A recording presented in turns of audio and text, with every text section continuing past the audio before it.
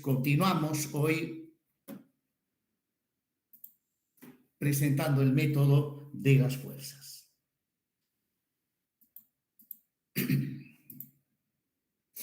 Bien, este portiquito lo habíamos visto en la anterior clase. Es un pórtico plano, desde luego hiperestático, sometido a una carga uniformemente distribuida, más una carga puntual. Voy a identificar los nudos de este pórtico. Es necesario hacerlo para el análisis de la estructura. Como vamos a aplicar el método de las fuerzas, pues bien, voy a identificar esta vez las barras de la estructura de manera numérica. Ahí está la barra 1, la barra 2, la barra 3, la 4, la 5 y la barra 6. Bien, la mayoría de los programas, bueno, todos los programas identifican las barras de manera numeral. De igual manera, los nudos también son identificados de manera numérica. Bien, el primer paso cuando vamos a aplicar el método de las fuerzas consiste en determinar el grado hiperestático total de la estructura. Y eso ya lo hemos visto con bastante detalle las dos clases anteriores. ¿Ya? Dos clases las he destinado para explicarles cómo se determina el grado hiperestático total. Tranquilamente eso lo podía haber dado en una sola clase, pero he hecho dos clases, ya que, si se acuerdan, les dije que es prohibido equivocarse en el cálculo del grado hiperestático total. Si se equivocan ahí, al inicio nomás, entonces el resto que ustedes hagan ya no tiene validez, no tiene sentido. Bien, entonces empezamos determinando el grado hiperestático externo. Recordarán ustedes que para el cálculo del grado hiperestático externo necesito conocer el número de reacciones en los apoyos, en este caso son 5, 3 en el apoyo empotrado y 2 en el apoyo articulado fijo, en total son 5. El número de ecuaciones de la estática, las fundamentales son 3. Y si hay articulaciones, pues se adicionan más ecuaciones de la estática. Este portiquito presenta articulaciones, pero esas articulaciones no cumplen el requisito de que la articulación tiene que ser el conector que esté uniendo dos chapas independientes. En este caso no cumple ese requisito.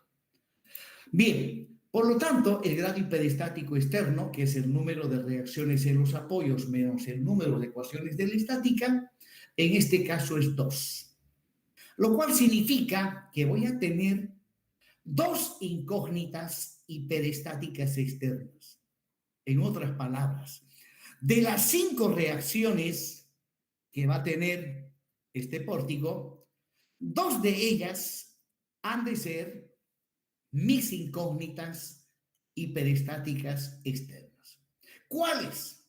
Bueno, el que está resolviendo es el que elige. Entonces voy a tener 2 incógnitas hiperestáticas que las voy a llamar X1 y X2. Bueno, en este caso estoy eligiendo como mi primera incógnita hiperestática a el momento en el apoyo empotrado y como segunda incógnita hiperestática a la reacción horizontal en el apoyo articulado fijo. Bien, ahora debo calcular, observen que la estructura presenta un paño que está cerrado, entonces aquí debo calcular también el grado hiperestático interno. Si recuerdan ustedes, para abrir la estructura, pues hay que cortar alguna de las barras que forman el paño. Alguna de las barras se tiene que cortar. En este caso, como vimos en la clase anterior, se recomienda cortar la biela, o sea, la barra 7, ya que al cortar la biela ha de aparecer un solo esfuerzo interno, el esfuerzo normal, que puede ser de tracción o compresión. Pero asumimos que es tracción, ya que tracción tiene signo positivo. Entonces, haciendo el corte, ahí va a aparecer un solo esfuerzo normal, al que le vamos a llamar X sub 3. Por lo tanto, el grado hiperestático total, que es la suma del externo más el interno, es 3. O sea, voy a tener dos incógnitas hiperestáticas externas y una incógnita hiperestática interna. O sea, en total, tres incógnitas hiperestáticas. Dos externas y una interna. Bien, prosiguiendo. Ahí está nuevamente la estructura inicialmente planteada y ahora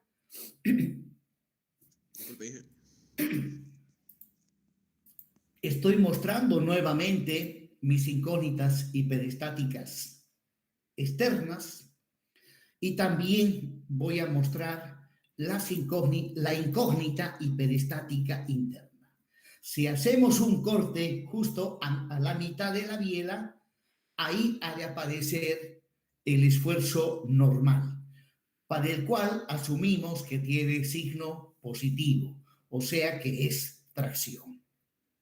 Bien, bueno, aquí hay un detalle importante. Al hacer el corte para abrir la estructura a la biela, la barra 7 pues se divide y aparece una barra adicional que le vamos a llamar la barra 8. Entonces, en definitiva, para abrir la estructura, cortamos la biela por la mitad y bueno, ya aparece una barra adicional que la estoy identificando como la barra 8. Y ahí está la incógnita hiperestática interna. Bien.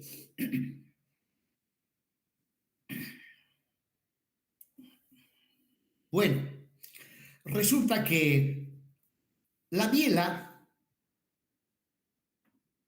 ha sido cortada por el medio y al ser cortada, voy a volver para atrás. Entonces, voy a tener dos barras, la barra 7, la barra 8. En principio era una sola barra que iba del nudo D al nudo E. Al cortar la barra se divide en dos. Por lo tanto, una de ellas es la barra 7, la barra 8. Ahora, la barra 7 va del nudo D a un nudo que aún no lo he identificado. Lo mismo, la otra barra, la barra 8, va del nudo E hacia un nudo que no lo he identificado. Pues tengo que identificar esos nudos. Bueno, primeramente coloco la incógnita hiperestática interna y luego estoy identificando esos nudos, con nudo 1 y el nudo 2. Aunque me estoy dando cuenta que esta nomenclatura da para confundir, ¿no? Debería haberlo llamado, si este es el nudo A, B, C, D, F, G, el nudo H y el nudo I, porque al colocar N1, N2, cualquiera puede pensar que es un esfuerzo normal, ¿no? Entonces, acá me acabo de dar cuenta que esto puede dar lugar a confusiones. Luego lo voy a modificar. Si este es el G, aquí le llamaré el nudo H y el otro ha de ser el nudo I, ¿no? Este corte que hemos hecho para abrir la estructura es un corte, es un artificio eh, imaginario, por cuanto en realidad la estructura inicialmente planteada pues muestra que la biela no está cortada, ¿no? No está cortada. Y si hacemos un corte, es, como dije, un artificio imaginario para poder resolver la estructura, porque luego, en realidad, la biela no está cortada.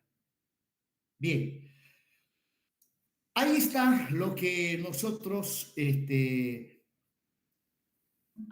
llamamos la estructura isostática equivalente.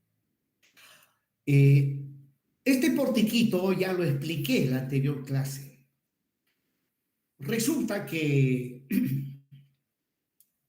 una vez elegidos las incógnitas hiperestáticas externas, en el apoyo empotrado hemos elegido al momento y en el apoyo articulado fijo a la reacción horizontal.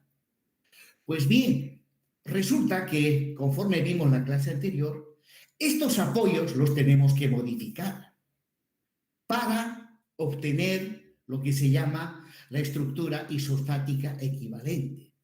Los apoyos se tienen que modificar.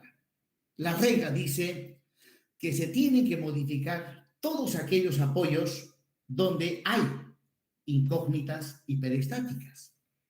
En acá, pues, los dos apoyos tienen incógnitas hiperestáticas. Y bueno, ¿cuál es el criterio y cómo se modifican los apoyos? Pues bien, el apoyo empotrado es un apoyo que restringe en su totalidad los desplazamientos lineales y angulares del nudo G. Repito, el apoyo empotrado restringe en su totalidad los desplazamientos del nudo G, o sea, los desplazamientos lineales y angulares. Bueno, como mi incógnita es un momento, entonces el apoyo empotrado lo tengo que reemplazar por un apoyo que permita desplazamiento angular. Y eso es justamente lo que he hecho abajo.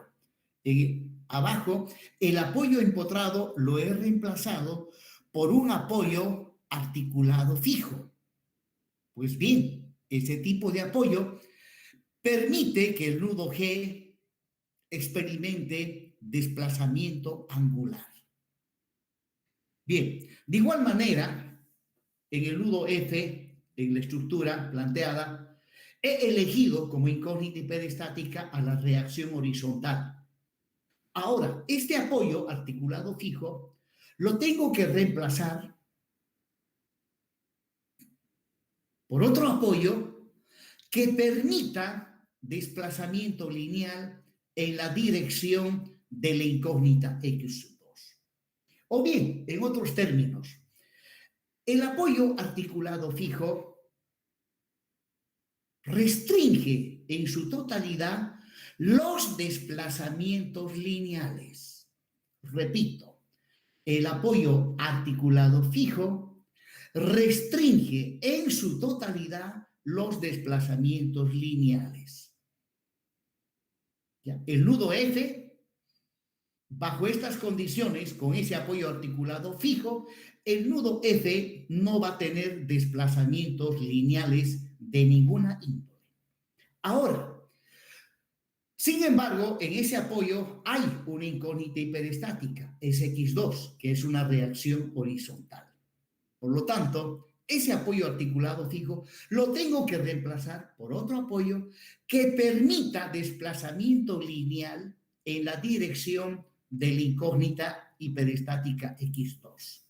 Y ese apoyo, si vamos para abajo, necesariamente tiene que ser un apoyo articulado móvil. Observen que este apoyo articulado móvil permite que el nudo F tenga desplazamiento en la dirección de la incógnita hiperestática X2. De esa manera, logramos determinar Lo que habíamos llamado la clase anterior la estructura isostática equivalente. Luego, inmediatamente, bueno, acá hay un detalle importante. Observen que la estructura isostática equivalente tiene apoyos tales que el apoyo en el nudo F permite desplazamiento horizontal. El apoyo en el nudo G permite desplazamiento angular. Permite desplazamiento angular. Y luego, la barra 7, la cual fue partida en dos, entonces, al partirla en dos, al dividirla en dos, las partes ya trabajan de manera independiente. Trabajan de manera independiente. De manera tal que debido a las cargas,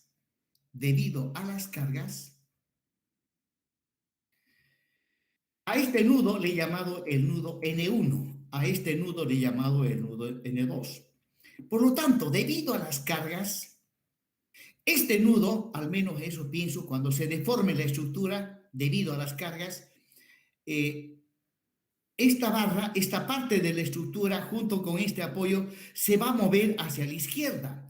Al moverse hacia la izquierda, la barra 7 que está unida a esto también se va a mover hacia la izquierda, de manera tal que este nudo, que le llamé nudo N1, se ha de desplazar a la izquierda.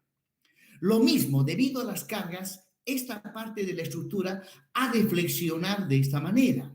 Ha de flexionar y al flexionar esta barra se ha de desplazar hacia la derecha y por ende este nudo también, el nudo N2, se ha de desplazar hacia la derecha. Por lo tanto, si observamos el nudo N1 y el nudo N2, cuando aplique las cargas, el nudo N1 se mueve a la izquierda y el nudo N2 se mueve hacia la derecha. Por lo tanto, con respecto a esos nudos,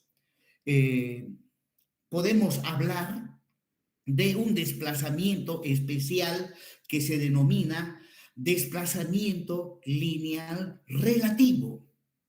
Desplazamiento lineal relativo de dos nudos, en este caso del nudo N1 y del nudo N2. Entonces, debido a las cargas, los nudos N1 y N2 han de experimentar un desplazamiento lineal relativo. Bueno,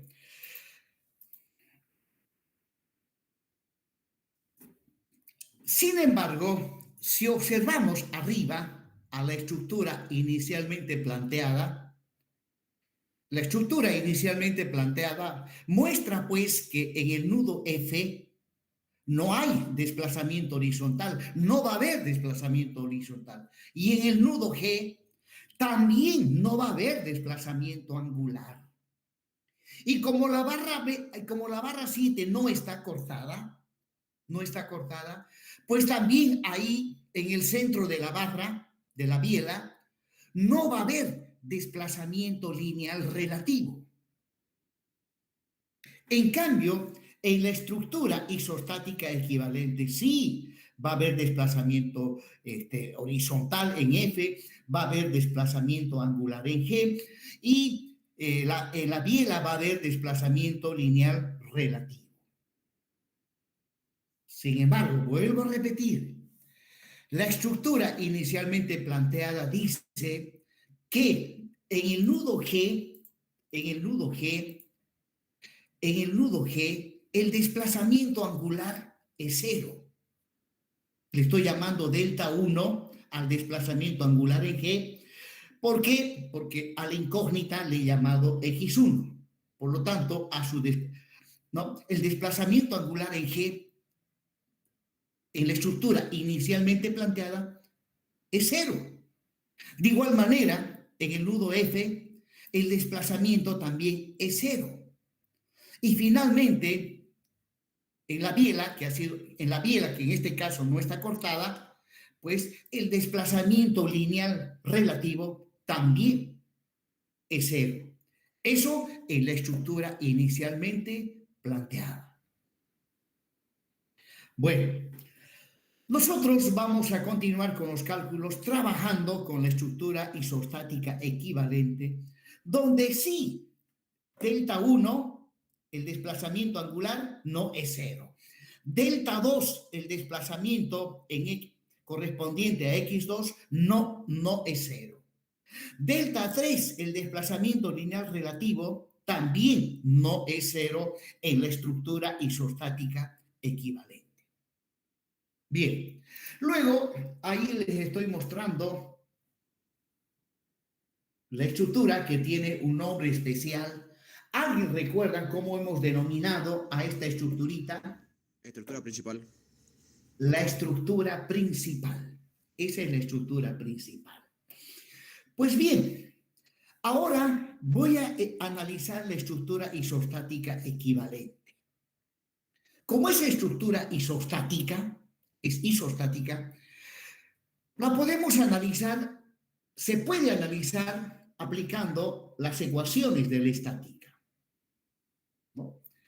Se supone que tengo el valor de la carga distribuida, tengo el valor de la carga puntual, pero no tengo el valor de las otras cargas externas, ¿ya? Recuerden que las reacciones en los apoyos X sub 2 y X sub 1 son reacciones en los apoyos, son cargas externas. Y en este caso, a X sub 3, que es a X sub 3, también se la considera cargas externas. Bueno, entonces, como es una estructura isostática, la podemos calcular aplicando solamente las ecuaciones de la estática. Bueno, Q sub K es conocido. La carga puntual también es conocido. Pero resulta que no es conocido X1, X2 y X3. Por lo tanto, en principio no voy a poder calcular la estructura isostática equivalente porque no tengo el valor de X1, ni de X2, ni de X3. Pero resulta que aplicando el principio de superposición de efectos,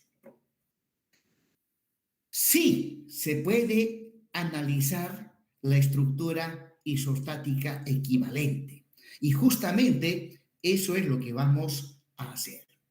Bien, antes de pasar a la siguiente diapositiva, no olvidemos que delta 1 es el desplazamiento angular en el nudo G, delta 2 es el desplazamiento horizontal en el nudo F, y delta 3 es el desplazamiento lineal relativo de los nudos N1 y N2, ¿no? Bien, la nomenclatura que utilizo, observen, si la incógnita X es X1, al desplazamiento angular le llamo delta 1. En el nudo F, si la incógnita es X2, al desplazamiento en la dirección de esa incógnita le llamo delta 2. Y luego, al desplazamiento lineal relativo de los nudos N1 y N2 le estoy llamando delta 3. En la estructura isostática equivalente, delta 1, delta 2 y delta 3 no son cero. Pero en la estructura inicialmente planteada, en la estructura hiperestática inicialmente planteada, sí, delta 1, delta 2 y delta 3 valen cero. Bien. Entonces, continuando, aplicando el principio de superposición de efectos, dije que voy a analizar la estructura isostática equivalente. Bueno, empecemos. Analizamos la estructura principal tomando como carga la carga externa propiamente dicha. Entonces, ahí tengo la estructura principal con la carga externa propiamente dicha. Se supone que tengo el valor de la carga distribuida, de la carga puntual. Por lo tanto, aquí no hay ningún impedimento para aplicar las ecuaciones de la estática. Calculamos reacciones y luego calculamos los esfuerzos internos en las barras de la estructura. Pues bien, a esta estructura le llamamos la estructura E sub 0. Recuerden que la estructura E sub 0 es la estructura principal sometida a la carga externa propiamente dicha. Bien, ¿no? Aquí debería haber colocado carga externa propiamente dicha, porque resulta que X1, X2 y X3 también son cargas externas, ¿no? Pero aquí, aplicando el principio de superposición de efectos, primeramente analizamos para la carga externa propiamente dicha. Luego, a continuación, vamos a analizar para las otras cargas. Bien, pero una vez calculadas las reacciones y los esfuerzos internos, también debo calcular las deformaciones que experimenta la estructura. Bueno, estimo que debido a la carga externa propiamente dicha, la estructura principal se deforma y estimo que se deforma aproximadamente de esa manera, ¿no? Debido a la carga distribuida, la barra AB flexiona hacia abajo y obviamente eso, como a la barra AB se encuentran conectadas otras barras, las otras también se van a deformar. Bueno, asumo que esa es la deformación de la estructura y hay que calcular las deformaciones. ¿Cuáles deformaciones? Tengo tres incógnitas hiperestáticas. Pues bien, en el nudo G está la incógnita hiperestática X1.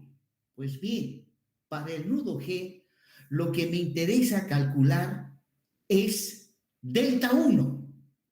Delta 1. Recuerden que al desplazamiento angular en el nudo G le estamos llamando delta 1. Al desplazamiento horizontal en F le estamos llamando delta 2. Y al desplazamiento lineal relativo de los nudos N1 y N2 le llamamos delta 3. Pues bien, justamente debo calcular el desplazamiento angular en G, o sea, debo calcular delta 1. Debo calcular también el desplazamiento horizontal del nudo F, que le hemos llamado delta 2, y el desplazamiento lineal relativo de los nudos N1 y N2, que le hemos llamado delta 3. Pero acá voy a cambiar un poquito la nomenclatura de los desplazamientos delta 1, delta 2 y delta 3. Al desplazamiento angular en el nudo G, ahí está, ese es el desplazamiento angular, trazo la tangente a la elástica y luego ahí está el desplazamiento angular, le vamos a llamar delta 1, 0. ¿Por qué el 0? Porque los desplazamientos que aquí aparecen son en la estructura o son de la estructura E sub 0. Entonces tengo que calcular el desplazamiento angular del nudo G. También tengo que calcular el desplazamiento del nudo F, delta 2, que en este caso le llamo delta 2, 0. Y finalmente el desplazamiento lineal relativo, ¿ya? El nudo N1 se ha venido acá, el nudo N2 se ha venido para acá, y ahí está el desplazamiento lineal relativo que le vamos a llamar delta 3, 0. El segundo subíndice me dice que son desplazamientos correspondientes a la estructura E sub 0, ¿no? Y eso lo vamos a calcular aplicando el método de los trabajos virtuales. Bien, continuando con la superposición de efectos, una vez analizada la estructura principal con la carga externa propiamente dicha, continuamos ahora la estructura principal sometida a la siguiente carga externa, X1. Y ya vimos la anterior clase. El valor de x1 no lo conocemos, es nuestra incógnita hiperestática. Lo que hacemos para salir del paso es darle a x1 un valor unitario. Por lo tanto, para ese valor unitario calculamos la estructura, ¿no? Entonces, E sub 1 es la estructura principal con la carga x sub 1 igual a 1. Pues bien, analizamos la estructura, calculamos reacciones, esfuerzos internos en las barras, ¿no? Para esta carga, x1 igual a 1. Luego, calculamos también las deformaciones. O sea, se calculan reacciones, esfuerzos internos y deformaciones. Luego, eso para x1 igual a 1. Más adelante, cuando ya tengamos el valor verdadero de x1, a todo lo que está entre llaves le tenemos que multiplicar por el valor verdadero de x1, que por el momento no lo conocemos. Entonces, habiendo calculado reacciones en los apoyos y esfuerzos internos y las deformaciones, en este caso, estimo que debido a esta carga, que es el momento con valor unitario, estimo que se deforma de esta manera. Bien, debo calcular deformaciones. ¿Cuáles deformaciones? Pues ya sabemos, el desplazamiento angular en el nudo G, el desplazamiento horizontal lineal en el nudo F y el desplazamiento lineal relativo de los nudos N1 y N2. Entonces, ahí está el desplazamiento angular en el nudo G, ¿no? Es delta 1, pero aquí le vamos a llamar delta 1, 1. El segundo subíndice me dice que es una deformación de la estructura E sub 1. De igual manera, al desplazamiento horizontal en F le vamos a llamar delta 2, 1. Y al desplazamiento lineal relativo de los nudos N1 y N2 le vamos a llamar el delta 3, 1. Y estos desplazamientos se calculan aplicando el método de los trabajos virtuales. Continuando, ahora ahí está otra vez la estructura principal y ahora la siguiente carga externa, x2, cuya magnitud no conocemos. Bueno, salimos del paso dándole un valor unitario. Para ese valor unitario es que tenemos que analizar la estructura en su totalidad y a esa estructura que la vamos a analizar asumiendo que x2 vale 1, le llamamos la estructura E sub 2. Estructura principal con la carga x2 igual a 1. Pues tenemos que calcular reacciones, esfuerzos internos y deformaciones. Una vez calculado todo, eso lo tenemos que multiplicar por el valor verdadero de x2, que aún no lo conocemos. En cuanto a las deformaciones se refiere, asumo que debido a la carga x2 con valor unitario, que la estructura se deforma de esta manera. Entonces, debo calcular deformaciones. Ya sabemos qué deformaciones. El desplazamiento angular en el nudo G, delta 1, que en este caso a ese delta 1 le tengo que llamar delta 1, 2. El 2 es porque las deformaciones aquí corresponden a la estructura E sub 2. De igual manera, el desplazamiento lineal del nudo F le llamamos delta 2, 2.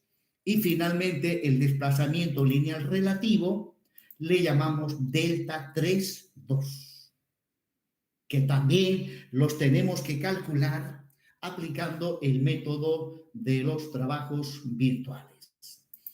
Bueno, finalmente, ahí está la estructura principal con la última carga externa, x3. También aquí a x3 le damos un valor unitario, calculamos reacciones, esfuerzos internos y deformaciones. Bien, esa es la estructura E sub 3. Bien, una vez calculado todo, eso lo tenemos que multiplicar por el valor verdadero de x3. En cuanto al cálculo de las deformaciones, estimo que debido a esta carga, la estructura se deforma así, donde ahí está el desplazamiento angular delta 3, disculpen, delta 1, que en este caso le llamamos delta 1,3.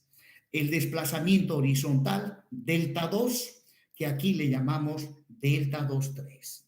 Y el desplazamiento lineal relativo, delta 3, que le llamamos el delta 3,3. Bien, luego, una vez ya analizado todo, aplicando el principio de superposición de efectos, podemos plantearnos inmediatamente la ecuación del principio de superposición de efectos. Ahí está. Que dice que la estructura isostática equivalente es igual a la estructura E sub 0, o sea, la estructura principal con la carga externa propiamente dicha, más E sub 1 por X1. Recuerden que E sub 1 es la estructura principal con la carga X1 igual a 1, más E sub 2 por X2, más E sub 3 por X3. ¿No? Es lo que hicimos. Acá, E sub 3 se tiene que multiplicar a X3. E sub 3 se tiene que multiplicar a X3. Entonces, como veremos más adelante, una vez calculado X1, X2 y X3, utilizando esta ecuación, la ecuación del principio de superposición de efectos, calculamos reacciones y esfuerzos internos correspondientes a la estructura inicialmente planteada. Bueno, ahí estoy escribiendo la ecuación de superposición de efectos de una manera más condensada. Y luego, donde aquí n es el número de incógnitas hiperestáticas, en este caso es 3n, continuando. Ahora, algo importantísimo, la ecuación de compatibilidad elástica de la estructura. Ahí está la estructura inicialmente planteada. Es la estructura hiperestática. Sabemos que en la estructura hiperestática delta 1, o sea, el desplazamiento angular en G, es 0. Delta 2, el desplazamiento horizontal en F, también es 0. Delta 3, como la biela no está cortada, ¿no? Pues no va a haber desplazamiento lineal relativo en el centro, también delta 3 es 0. Por lo tanto, ahí está la estructura isostática equivalente. Ahora es cuando la vamos a hacer totalmente equivalente a la estructura hiperestática inicialmente planteada. Bueno, sabemos que delta 1, delta 2 y delta 3 en la estructura hiperestática es 0.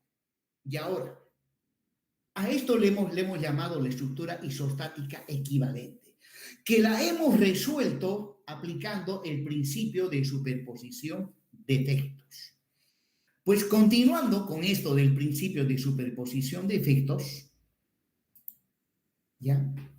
Y hablando del desplazamiento angular en G, el cual tiene que ser 0, por lo tanto, si utilizamos los datos o los resultados obtenidos al aplicar el principio de superposición de efectos, vamos a llegar a esa expresión. Recuerden que delta 1, 0 es el desplazamiento angular de G debido a la carga externa propiamente dicho. Delta 1, 1 es el desplazamiento angular del nudo G debido a X1 con valor unitario. Delta 1, 2 es el desplazamiento angular del nudo G debido a la carga externa X2 con valor unitario. Delta 1, 3 es el desplazamiento angular del nudo G debido a la carga externa X3 con valor unitario, los cuales los multiplico por X1, X2 y X3, donde se supone que aquí X1, X2 y X3 son los valores verdaderos de X1, X2 y X3. Bueno, la suma de todos los desplazamientos angulares debido a la carga externa propiamente dicho, debido a X1 igual a 1, a X2 igual a 1 y a X3 igual a 1, tiene que ser igual a 0. ¿Por qué tiene que ser? La suma de todos esos desplazamientos angulares debido a las diferentes cargas tiene que ser igual a 0, por cuanto la estructura inicialmente planteada muestra de que sí, el desplazamiento angular en el nudo G en definitiva es 0. Ahora vamos al desplazamiento horizontal en F. También ese desplazamiento en la estructura hiperestática es 0. Entonces, aplicando el principio de superposición de efectos, ¿ya? Ahí está la suma de los desplazamientos lineales del nudo F para la carga externa propiamente dicha, para X sub 1 con valor unitario, para X sub 2 con valor unitario, para X sub 3 con valor unitario.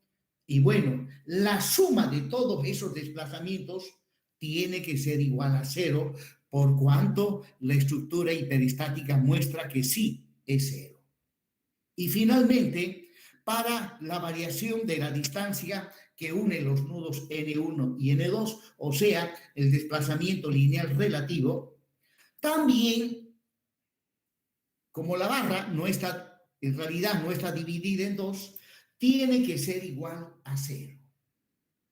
De esa manera, nos planteamos un sistema de ecuaciones denominado ecuaciones de compatibilidad elástica de la estructura. El término compatibilidad está en que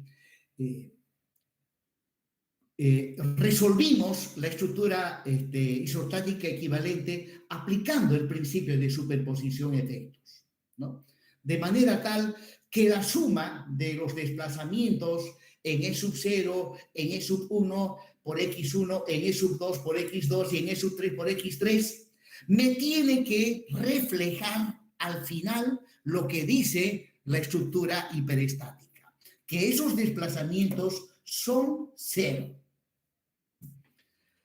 Bien, ahora hay que resolver esto, pero previamente debemos calcular los desplazamientos delta 1, 0, delta 2, 0, delta 3, 0, delta 1, 1.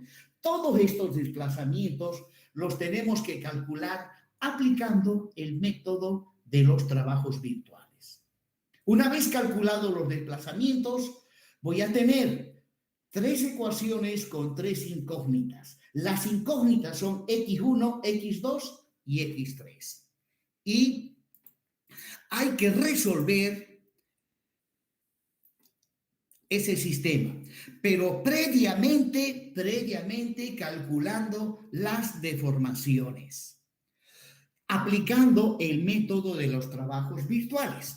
Entonces, si voy a aplicar el método de los trabajos virtuales para calcular deformaciones, entonces debo construir una tabla donde en la primera columna anoto la identificación de todas las barras de la estructura.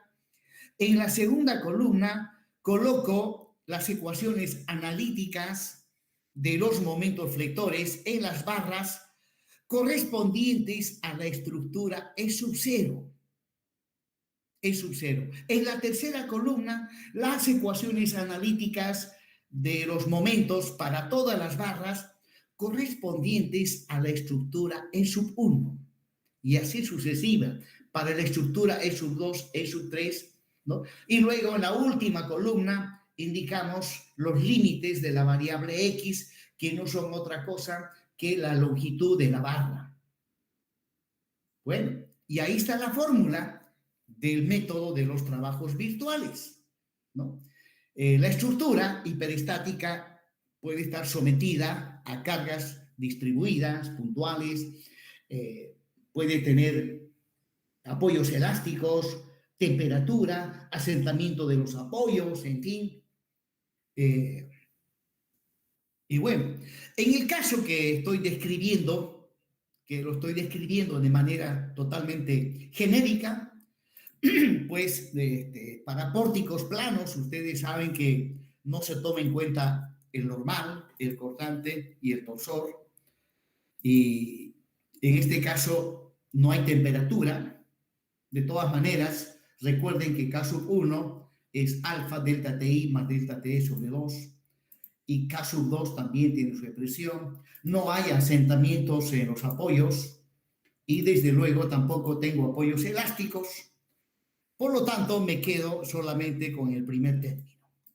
Me quedo solamente con el primer término, ¿no? Y bueno, para aplicar esta formulita, esta vez la vamos a expresar de la siguiente manera. Observe. Delta IJ, o sea, delta es el desplazamiento que queremos calcular. Pero le vamos a poner dos subíndices, delta y j, y luego esos dos subíndices también se aplica a los momentos, m sub i, m sub j, dividido EI por diferencial de x. Por lo tanto, si quiero calcular el desplazamiento delta 1, 2, quiero calcular el desplazamiento delta 1, 2, entonces aquí tiene que ser m1 y m2. M1 y M2. ¿Dónde está M1? Aquí lo van a pillar a M1, según qué barra estén analizando. Y aquí lo van a pillar a M2. A M2.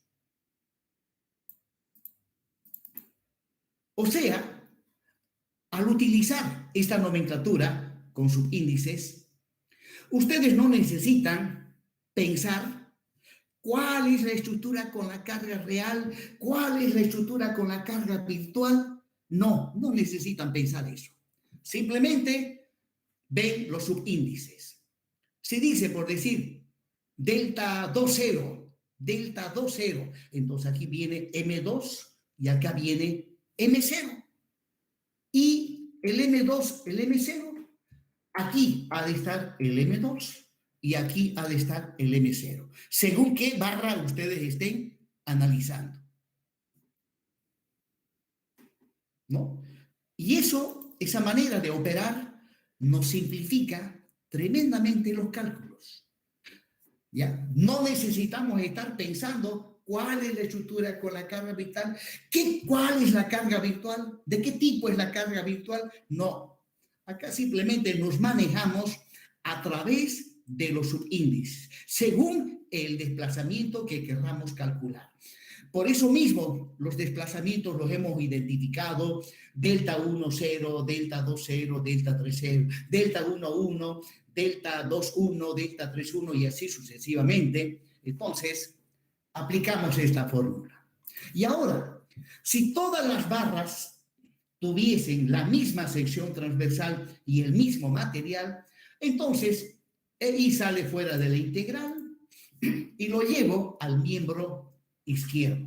Si es que todas las barras tienen la misma sección transversal, todo lo que es constante sale fuera de la integral y la ecuación la manejaría de una manera más sencilla, tal como se muestra ahí a la derecha. Entonces, ahora hay que calcular en la estructura principal las deformaciones debido a la carga externa propiamente dicho. Entonces, si voy a calcular las deformaciones debido a la carga externa, tengo que calcular el delta 1, 0, el delta 2, 0 y el delta 3, 0. ¿No? Ahí está M0, M1, M0 y esta información se extrae directamente de la tabla, ¿no? Estas son las deformaciones de la estructura principal debido a la carga externa propiamente dicha. Luego, tenemos que calcular las deformaciones debido a X1 con valor unitario. o sea, el delta 1,1, el delta 2,1 y el delta 3,1. También las deformaciones debido a X2 con valor unitario, ahí está, el delta 1,2, el delta 2,2 y el delta 3,2. Y finalmente, las deformaciones debido a X3 con valor unitario, o sea, el delta 1,3, el delta 2,3 y el delta 3,3, ¿no? Entonces, delta 1,1, delta 2,1, delta 3,1 y así sucesivamente hasta delta 3,3 son deformaciones debido a cargas unitarias. X1 igual a 1, X2 igual a 1, X3 igual. Son deformaciones debido a cargas unitarias. Excepto delta 1,0, delta 2,0 y delta 3,0, la carga externa propiamente dicha, desde luego, nunca, por lo general, no es carga unitaria. Son cargas que actúan sobre la estructura. Y bueno, ahora, ¿se acuerdan de la formulita de Hooke?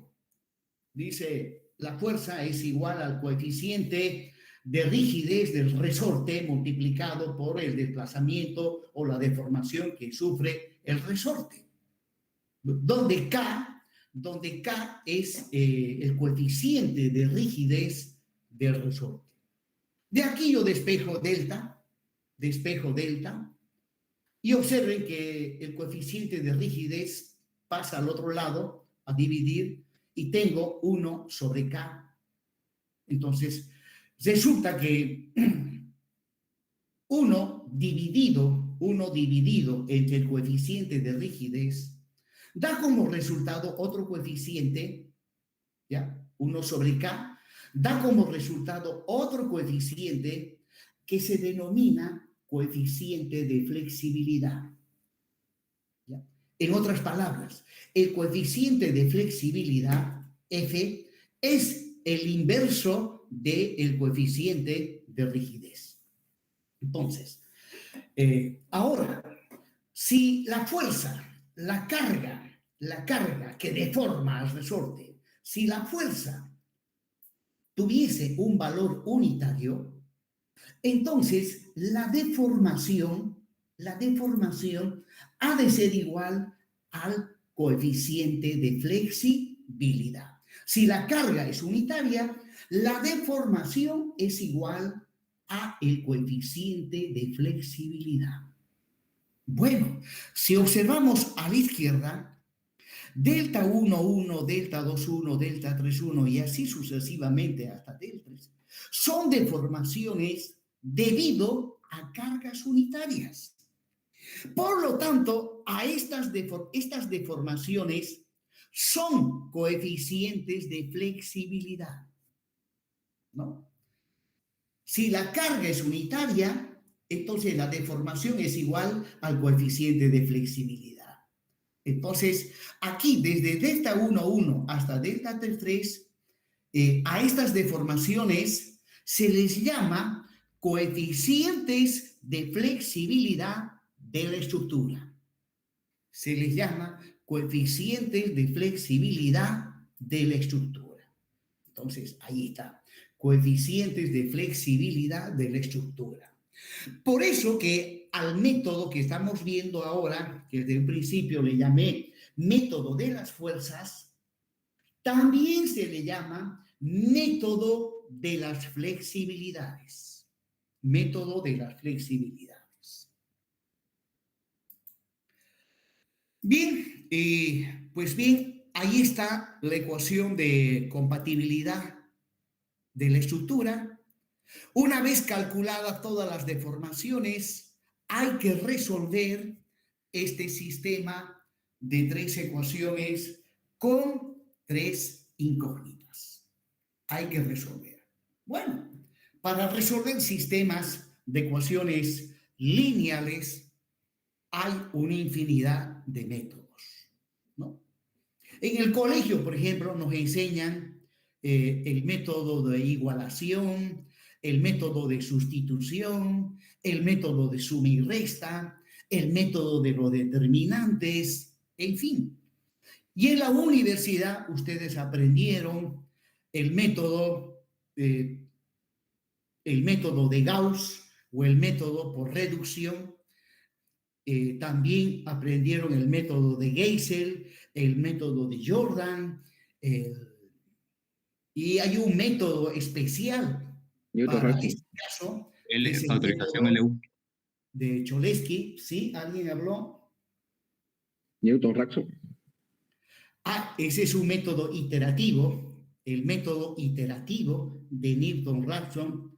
Les comento que el RAM element utiliza el método de Newton-Raphson para analizar estructuras, ¿no? Para analizar estructuras, al final hay que resolver un sistema de lineal de n ecuaciones con n incógnitas, donde n es el número de incógnitas, en este caso hiperestáticas, ¿no?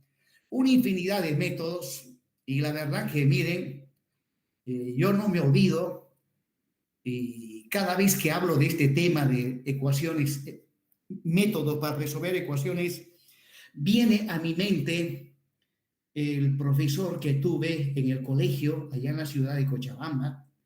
Sinceramente, pienso que fui suertudo.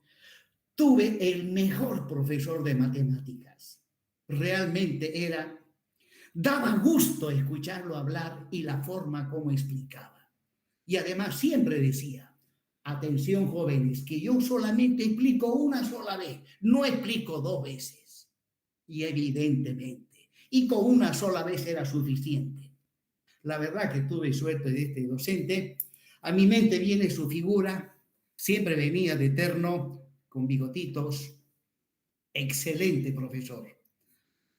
Parece que ese profesor fue el que me empujó hacia el estudio, porque hay otros profesores que en vez de empujar para adelante, lo empujan para atrás.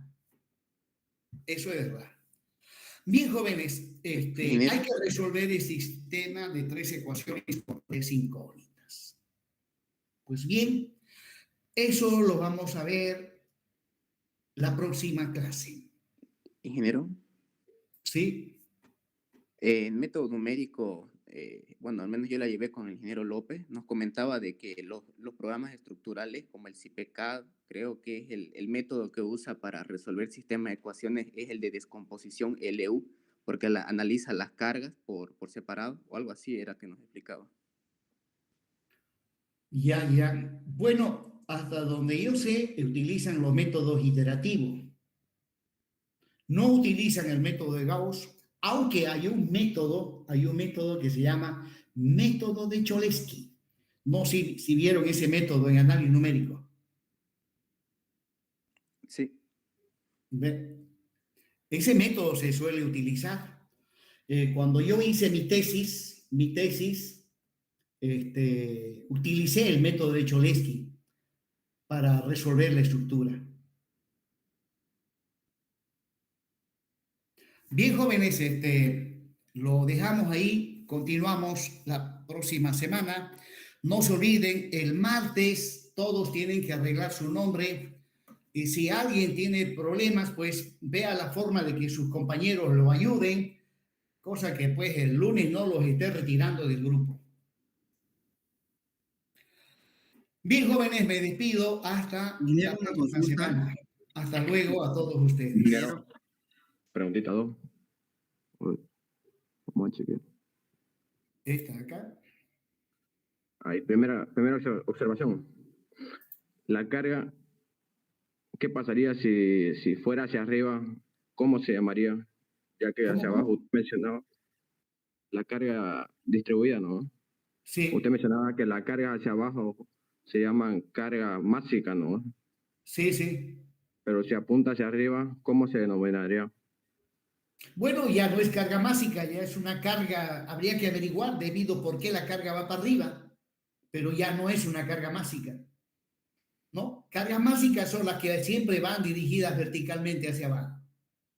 Y si hay cargas, digamos, qué sé yo, de repente acá una carga uniforme, distribuida, dirigida a la derecha, bueno, el viento es, por ejemplo, el viento que genera cargas distribuidas horizontales, entonces sería una carga eólica. Entonces, para identificar la carga, habría que ver el origen, de dónde se originó esa carga. ¿No? Porque hay cargas térmicas, hay cargas eólicas, hay cargas másicas, hay cargas, hasta cargas químicas ahora hay. Muy bien. Permítame otra segunda observación. ¿Se puede ir, por favor, a la ecuación de compatibilidad o superposición de efecto? Ahí está la ecuación de compatibilidad. O bien, Las 6. ahí está. La 8, la diapositiva 8. Muy bien, a la tabla. Correcto. Ahí, cuando usted anuló los asentamientos, o sea, la deformación debido al asentamiento, a la temperatura y a los apoyos elásticos, esto debe ser aplicado para cada estructura. No. Anulé porque pues el pórtico que me he planteado, no tiene apoyos elásticos, no tiene asentamiento, no tiene temperatura. Pero Y no tomé en cuenta todo eso para hacerlo más simple, cosa que el alumno, o sea, aquí el objetivo no es agarrar todas las cargas. El objetivo era explicarle el método, ¿no? Porque si le pongo a esto temperatura y le pongo todo lo demás, entonces estaría desvirtuando el objetivo, le estaría dando más prioridad a los tipos de carga que al método mismo. Por eso que puse una carguita distribuida y una carga puntual, nada más porque quería centrarme más en la descripción de cómo se calculan las deformaciones, cómo se identifican las deformaciones en el sub 0, en el sub 1, en el sub 2 y así sucesivamente. Ahora, ya en un cálculo real, bueno, seguramente además de esa carga másica va a haber asentamiento en el apoyo, puede haber apoyos elásticos y bueno. Muchas gracias. Ingeniero. Sí. Complementando la pregunta del compañero, lo que habló de las cargas, en caso de que la carga fuera hacia arriba, bien habría que analizar la que produce esta, ¿no? Una clase nos comentó que una carga distribuida que va hacia arriba se da en la supresión, ¿no? En la parte de la fundación, por parte del suelo. Bueno, si esa carga está a nivel de fundación, sí, correcto. Es la carga debido a la supresión. Pero en estructuras, sí suele haber cargas dirigidas hacia arriba en ambientes parcialmente cerrados donde penetra el flujo del aire, del viento.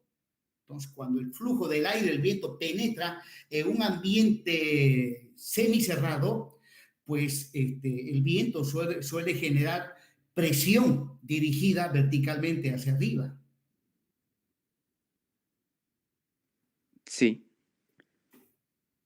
Pero el tema del viento es un tema bastante delicado, de ahí que en estructuras generalmente la estructura se la analiza en el túnel del viento. Tengo entendido que el laboratorio de civil tiene el túnel del viento, por si acaso.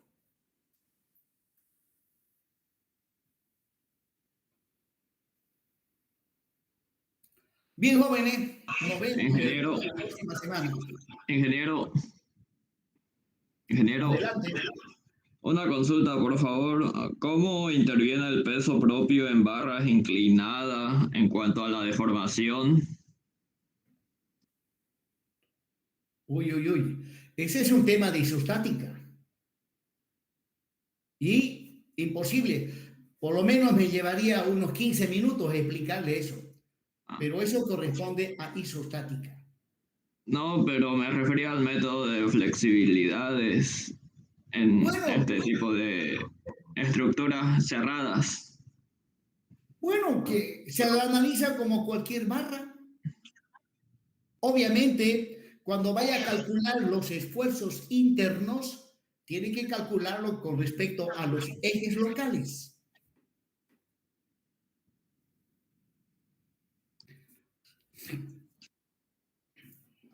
Pero si no me equivoco, ya hicimos unos ejemplos con barras inclinadas.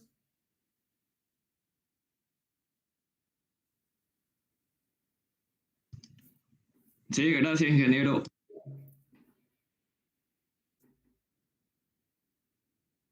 Bien, jóvenes, me despido. Hasta luego. Hasta luego.